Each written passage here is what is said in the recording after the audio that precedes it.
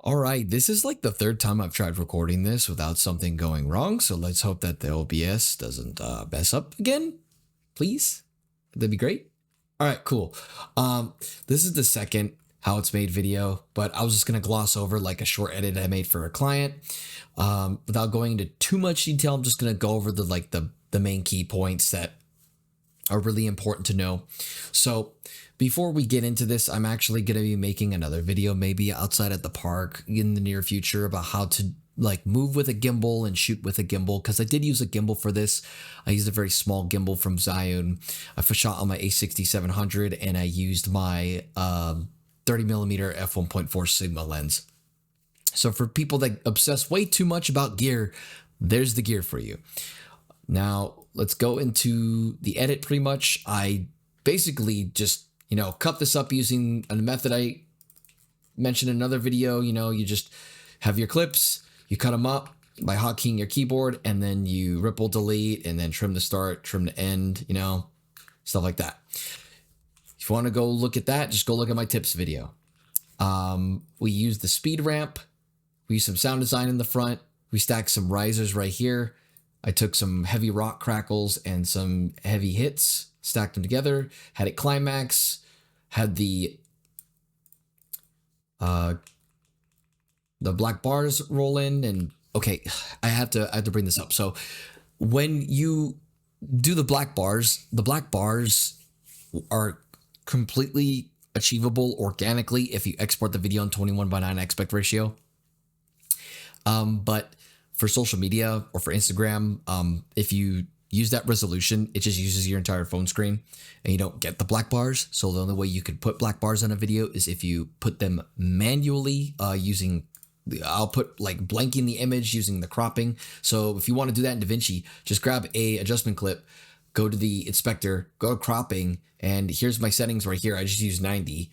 And I think that's like a healthy number to use. And then you stretch it out over your entire thing. And I have everything color coded so I don't get confused while I'm editing.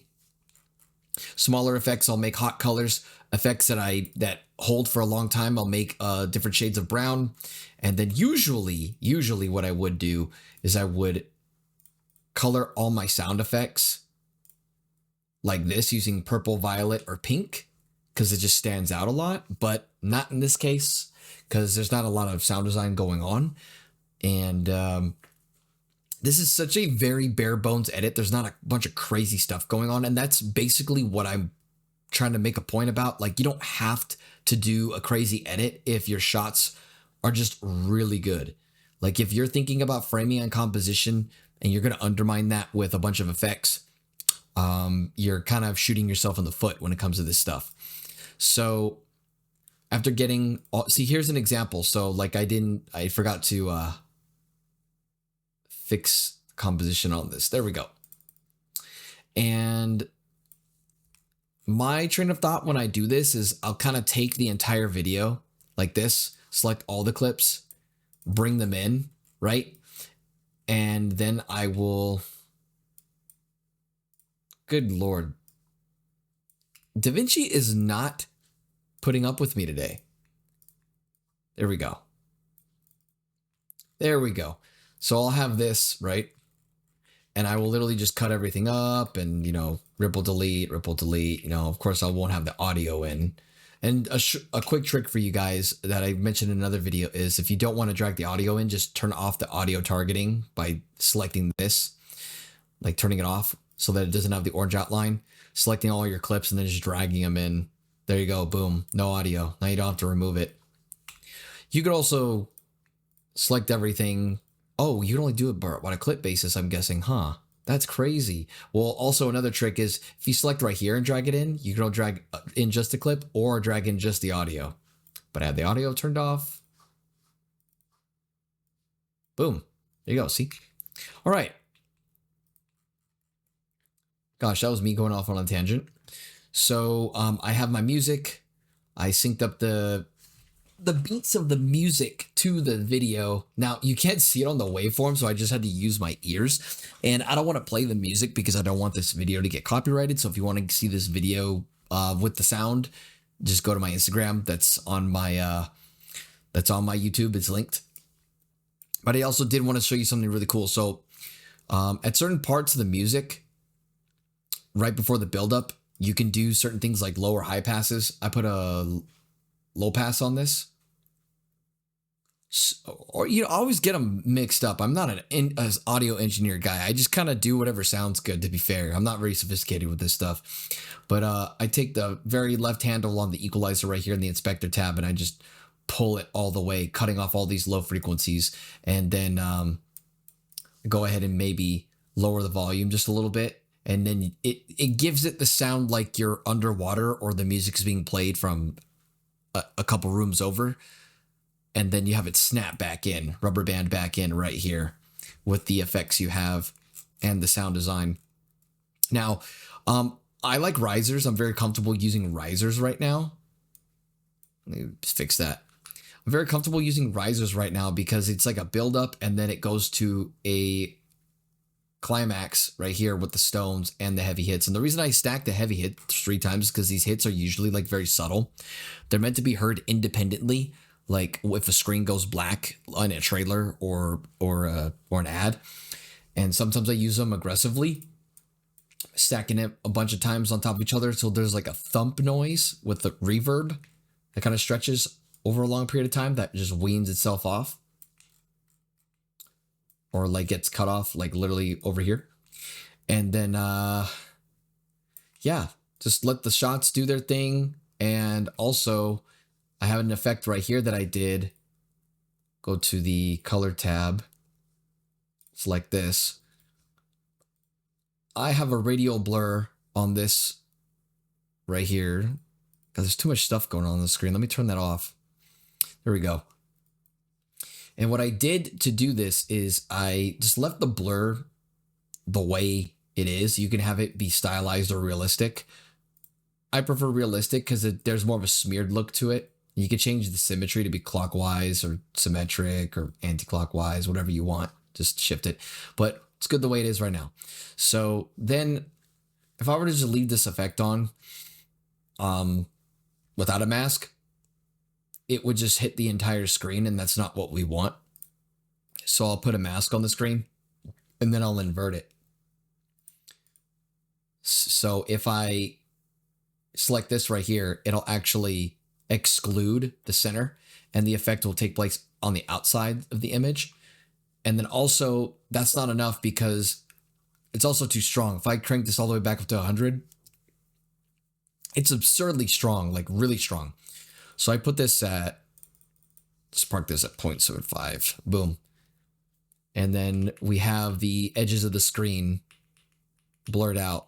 It's more of a stylized blur. You can use whatever blur you want. There's a ton of blurs you can use that are interesting in the effects tab right here. Like if I search blur, I have box blur, directional blur, Gaussian blur, lens blur, mosaic blur, radio blur, zoom blur. There's a bunch of these right here. These are amazing. I suggest you experiment with them and see what you come up with.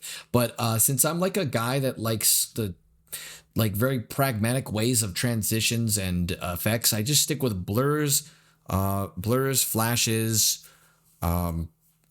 like lens distortions, stuff like that. All right, so because this is so simple, there's not much to talk about, but there is quite a bit to talk about when it comes to the color grade. So go into the color tab, and I do enjoy talking about this type of stuff. Choose a hero shot like right here. Just like that. Give us a bit more room to work with over here. So I did this in about 8 nodes. And I filmed this in Hybrid Log Gamma 3 on my Sony. And I converted Rec 2100 into DaVinci Wide Gamut, going from node 1 to node 5 right here. So I'll just label these right here in front of you guys while I'm at it. So this is a CST, and this is just a CST right here. This is a bleach bypass. So I kind of stacked up a bunch of effects right here, but this is what my bleach bypass is.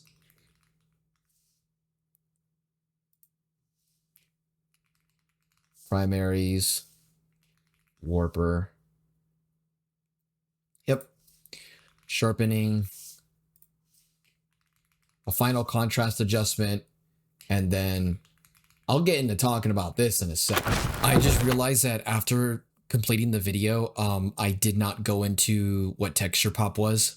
So I'm just going to shoehorn it in here somewhere. But let's have a quick explanation of what texture pop is. So let's select this, go over here. Texture pop is literally just going to be dynamic contrast. So let's work our way from the top down. So sharpening is going to sharpen the edges of your image, okay? It's going to look for edges, and it's going to make micro contrast on just the edges. Then we have the midtone detail down here in the HDR tab. That's going to look and try and add texture into the midtones, okay? It's going to add contrast on just the midtone range of the image. As so. See? And let's just show sharpening too while we're at it. So let's go to the sharpening, crank this up all the way. See, it's just putting it on the edges, which can make things look really overbaked if you go way too hard. Okay. Then we got texture pop. Now texture pop is adding micro contrast, and that's good for gym content. It's really good for gym content. Shows muscle striations. It'll show things like vascularity, and you don't want to go overboard with it. But if I turn the strength all the way up and I turn the detail all the way up, you'll be able to see that it's very smart. If you're going to go this hard, you might want to use masks, but see how it changes the way the image looks. You can actually crank this all the way up and then just blend it afterwards if you wanted to, as so. Or you could put it on a mask. If you just want to affect one part of the image, put it over your talent right here, feather it out a whole bunch, and then blend it in as so. Just like that. It's a lot of creative freedom you get with this type of stuff. But yeah, that is texture pop. So boom. There we go. So these are the first two nodes you should set up, and then everything else should occur in the middle with your grade, and then everything that happens afterwards should be effects that you kind of do on the way out.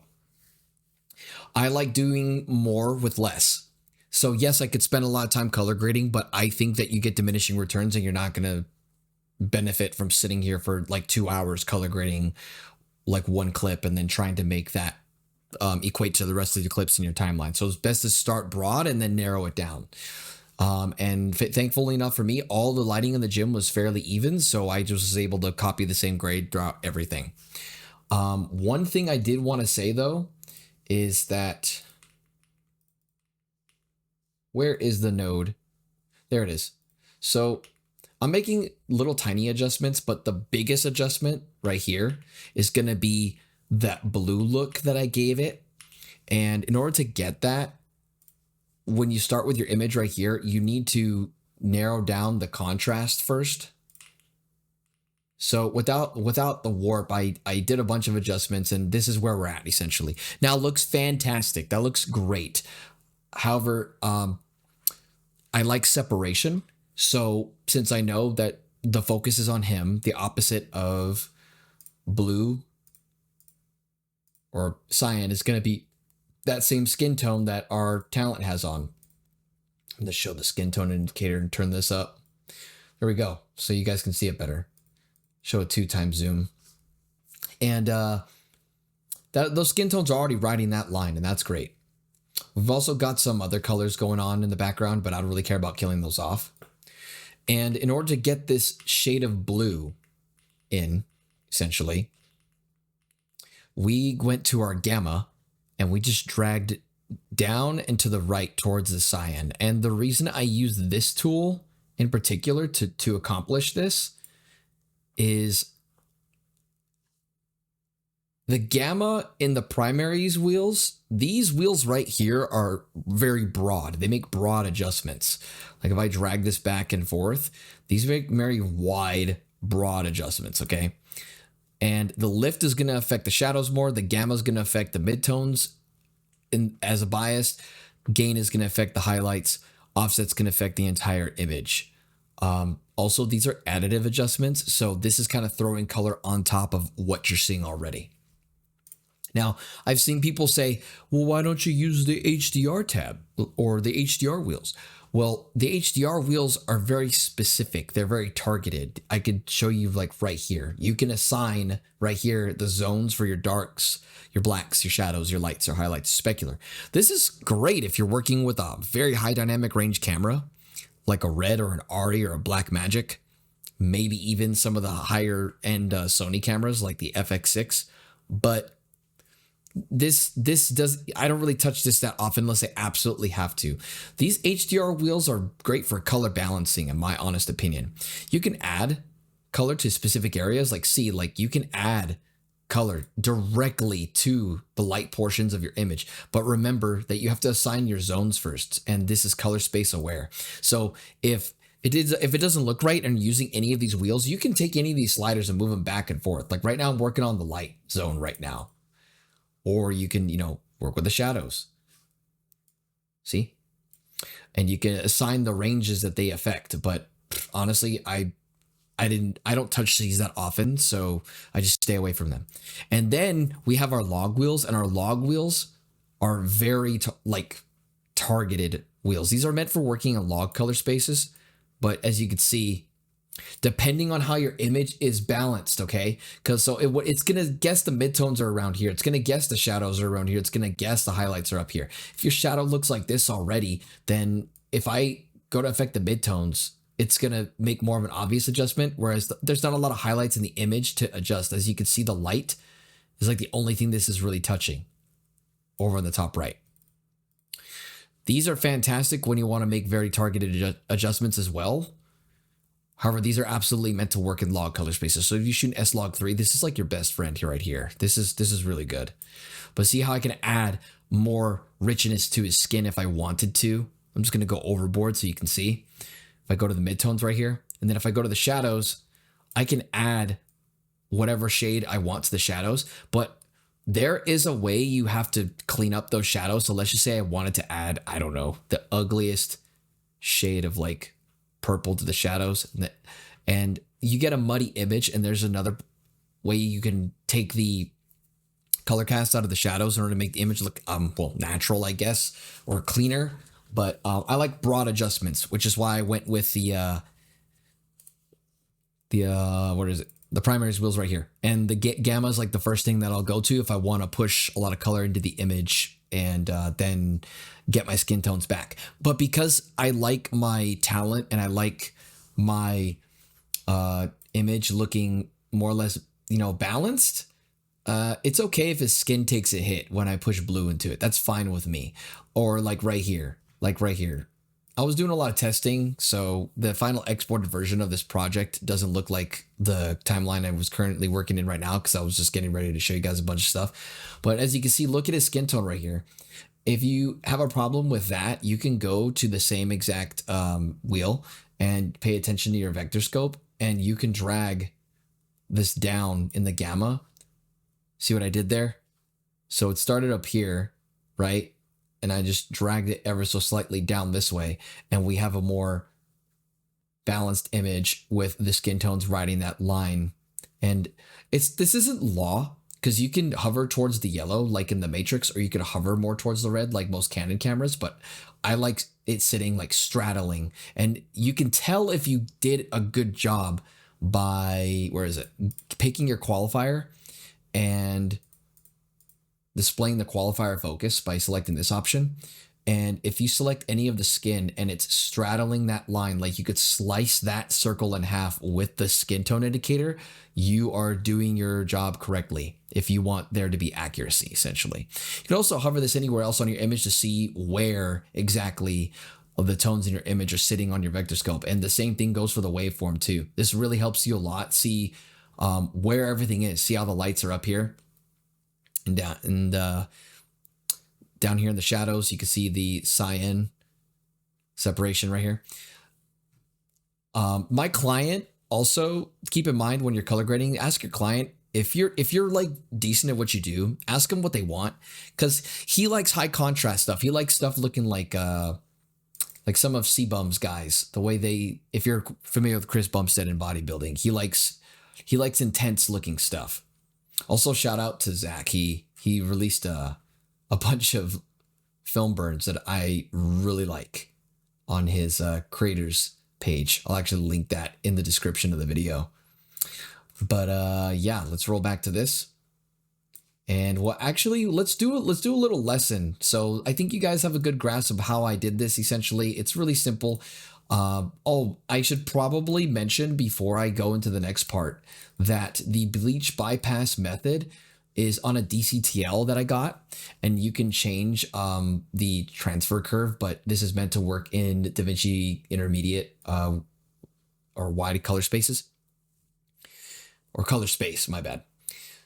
And you could just crank up the strength on this sucker, and it's pretty cool. Now, bleach bypasses, what it does is it gives you a good amount of contrast while also removing it removes saturation subtractively with this method from the highlights and the shadows, which gives you really clean, like black and white tones in your shadows and your highlights while killing off some of the saturation in your midtones.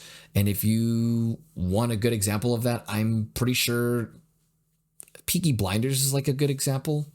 I don't think they went too hard on that. And Saving Private Ryan is like a good example of a bleach bypass that's very harsh.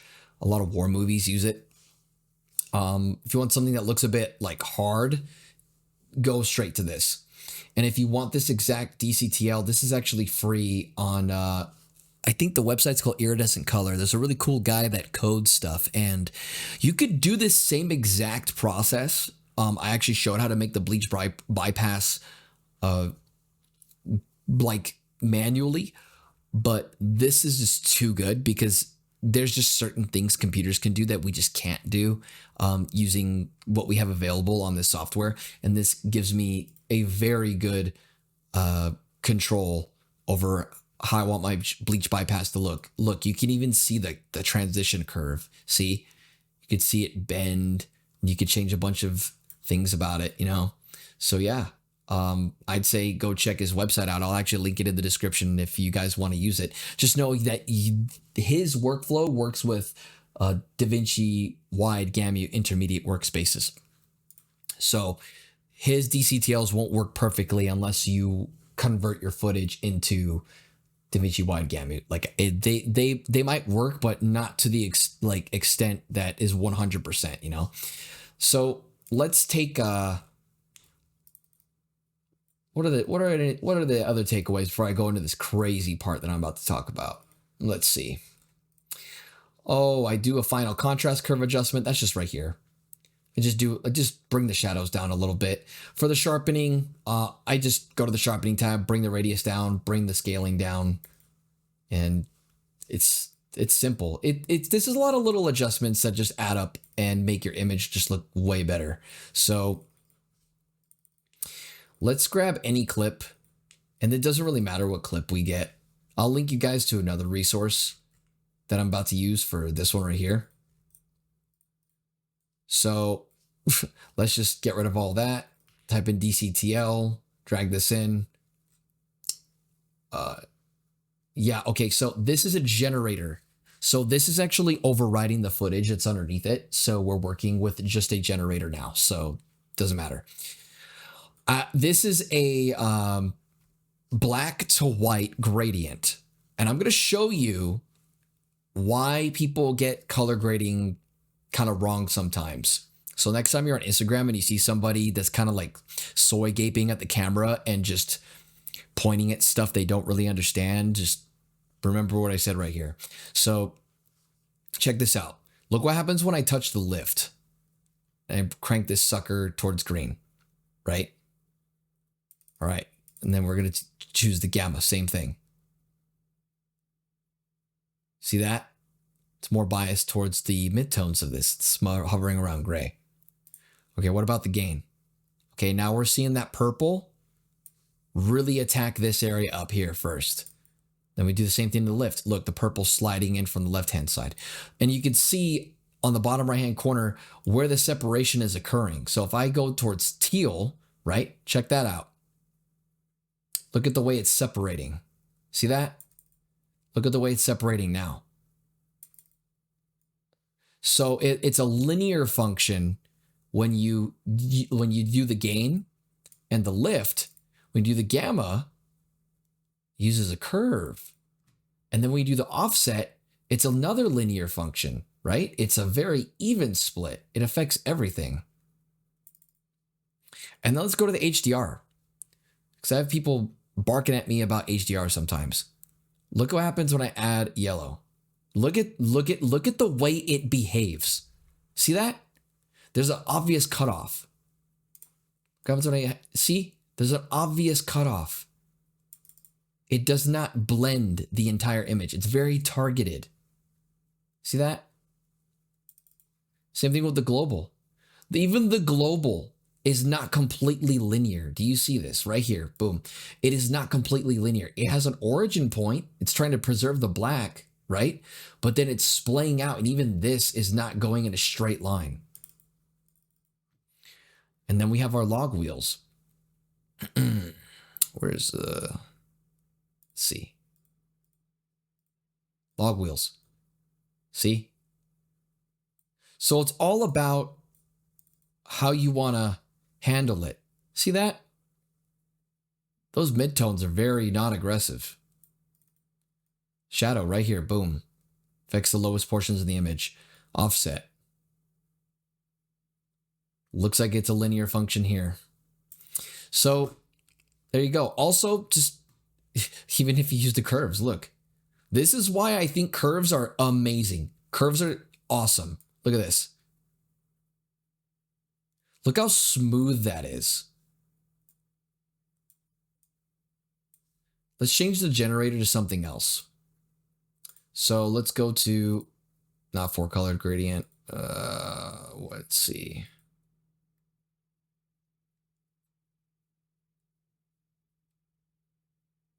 So this is where I kind of see if LUTs are really bad. So I'll take something like this and play around with it. And you can plug in a LUT right here too, like afterwards. And it's kind of crazy. Like it's kind of wild the results you get. See why curves are really good? See? It's the adjustments are just clean.